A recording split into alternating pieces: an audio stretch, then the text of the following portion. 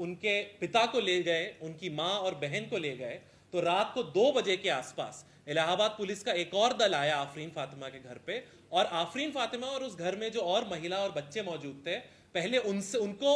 अपने साथ ले जाने की बात की। जब उन्होंने प्रोटेस्ट किया कि नहीं, आप सनसेट के बाद बिना मैजिस्ट्रेट के ऑर्डर के किसी महिला को गिरफ्तार नहीं कर सकते हैं, हिरासत में नहीं ले सकते हैं, जब उन्होंने उनके सामने कानून की तर्क रखे, तब पुलिस वालों ने कहा तो कम से कम तो अपना घर खाली करो, हम इस पर सील लगाएंगे। इसका कोई नोटिस उनको नहीं दिया गया, कोई वजह नहीं बताई गई। आप ये तसव्वुर कीजिए कि रात में 2 बजे आपके घर पे पुलिस आए, आपको कोई वजह ना बताए, आपको कोई कागज ना दिखाए और आपसे कहे हम तुम्हें गिरफ्तार करना चाहते, हम तुमको अपने साथ ले जाना चाहते हैं। आप मना करें तो आपसे कहें कि घर खाली करो, नहीं तो हम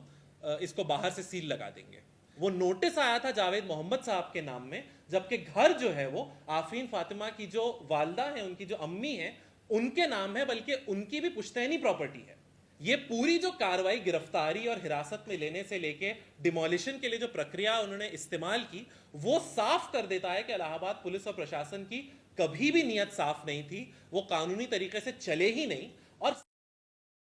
मेरा नाम फवाद शाही है, मैं एक लॉयर हूँ और स्टूडेंट्स इस्लामिक ऑर्गेनाइजेशन सेक्रेटरी हूँ। हम लोग जिस दिन से ये मामला हुआ है तब से इस पूरी घटना को देख रहे हैं, और आज मैं सिर्फ कुछ बातें आपके सामने रखना चाहता हूँ। जावेद मोहम्मद साहब की गिरफ्तारी, उनकी धर्मपत्नी परवीन फातिमा जी और सुमैया फातिमा, उनकी जो 19 साल की बेटी है, जिस तरह से उनको 36 घंटे अवैध तरीके से पुलिस ने हिरासत में रखा, और जिस तरह से इस परिवार के घर को बिल्कुल अमानवीय और गैर कानूनी तरीके से ढाया गया, उसके ऊपर कुछ बातें आपके सामने रखना चाहता हूं। सबसे पहले तो 10 जून को रात में तकरीबन 8:45-9 बजे के बीच में इलाहाबाद पुलिस के कुछ लोग आकर के जावेद साहब से ये कहते हैं कि हम एसपी साहब आपसे बातचीत करना चाहते हैं, और बातचीत करने के नाम पे उन्हें वो पुलिस स्टेशन लेके ही नहीं जाते हैं, बल्कि जावेद साहब खुद अपनी बाइक में बैठ के उस दिन पुलिस स्टेशन गए। फैमिली को कुछ नहीं बताया गया कि इनको हिरासत में लिया जा रहा है, डिटेन किया जा रहा है, किसी क्राइम के एलिगेशन में इनसे पूछताछ होनी है। बातचीत के नाम पर इनको ले जाया गया। और ये भी मैं आपको बता दूं कि अगले दिन जब तक कि एसपी ने वो प्रेस कॉन्फ्रेंस करके ये नहीं बता दिया था कि इस घटना के कनेक्शन में उनको पकड़ा गया है, तब तक 1-2 घंटे पहले तक भी इलाहाबाद पुलिस के कोई भी कर्मी, उनसे जब सवाल पूछा जा रहा था, तो वो ये एक्सेप्ट करने को भी तैयार नहीं थे कि जावेद साहब उनकी हिरासत में हैं। ये पूरी तरह से गैर कानूनी तरीका है, और ये दर्शाता है कि पुलिस का जो नीयत थी वो शुरू से साफ नहीं थी। उसके बाद आप देखिए, उसी रात 10 जुमे के दिन रात को तकरीबन 12 बजे 10 जून की रात पुलिस के कुछ लोग आते हैं और परवीन फातिमा जी और उनकी बेटी सुमैया से कहते हैं कि आप अपना मोबाइल फोन लेके हमारे साथ चलिए। उनको भी या उन वहां घर पे मौजूद जो बाकी परिवार वाले थे, उनको भी कुछ नहीं बताया जाता है कि इनको क्यों ले जाया जा रहा है, क्या बात करनी है, कहां ले जाया जा रहा है। और अगले दिन तकरीबन 5-6 बजे तक ये पता भी नहीं था, सिर्फ अफवाहें उड़ रही थी कि फला थाने में है या फला थाने में है, कहां रखा गया है, किस वजह से बुलाया गया है, ऐसी कोई सूचना नहीं दी गई। और 36 घंटे तक, तकरीबन 1.5 दिन तक उनको बिना किसी वजह के डिटेन करके रखा गया। और जब उनको 24 घंटे पूरे हो रहे थे, जब ये लग रहा था कि कानून के हिसाब से 24 घंटे से ज्यादा जब पुलिस किसी को रखती है तो मैजिस्ट्रेट के सामने प्रेजेंट करना पड़ता है, वो मैजिस्ट्रेट के सामने उनको कभी प्रेजेंट नहीं किया गया। और जब वो 24 घंटे का वक्त करीब आ रहा था और घर वाले परेशान होके थाने में फोन कर रहे थे, पुलिस वालों को फोन कर रहे थे, कई इलाहाबाद के जो शहर के बड़े लोग हैं, जो असरदार लोग हैं, वो थाने जा करके उनसे छुड़ाने की मांग कर रहे थे, तो पुलिस वाले घर वालों से ये कह रहे थे कि पहले तुम अपना घर खाली करो, उसके बाद हम तुम्हारी मां और बेटी को छोड़ेंगे। उसी दिन फ्राइडे को 10 जून की रात में जब उनके पिता को ले गए, उनकी मां और बहन को ले गए, तो रात को 2 बजे के आसपास इलाहाबाद पुलिस का एक और दल आया आफरीन फातिमा के घर पे। और आफरीन फातिमा और उस घर में जो और महिला और बच्चे मौजूद थे, पहले उनको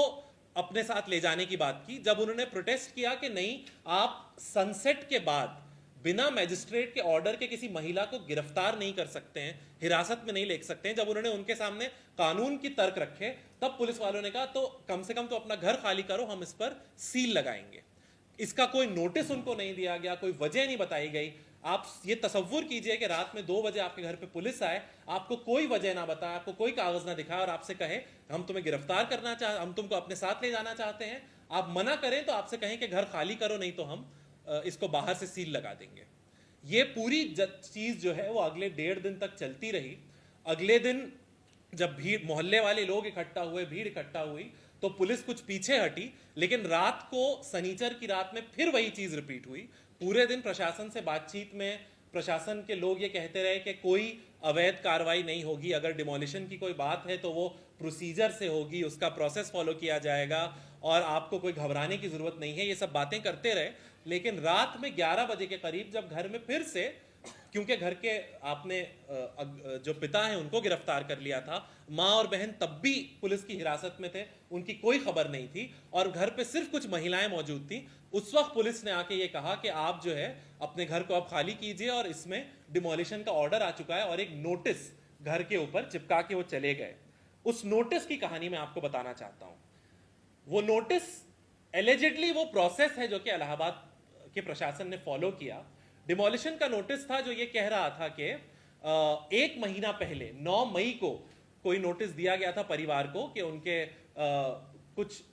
प्रोविजंस नहीं फॉलो किए गए हैं लोकल एक्ट के उनके घर को बनाने में, इसलिए उनको उसका जवाब देना होगा। फिर उसमें कहा गया कि 24 मई को उनके घर के ऊपर एक सुनवाई हुई और एक ऑर्डर पास हुआ और 9 जून को उनको घर खाली करने के लिए कहा गया।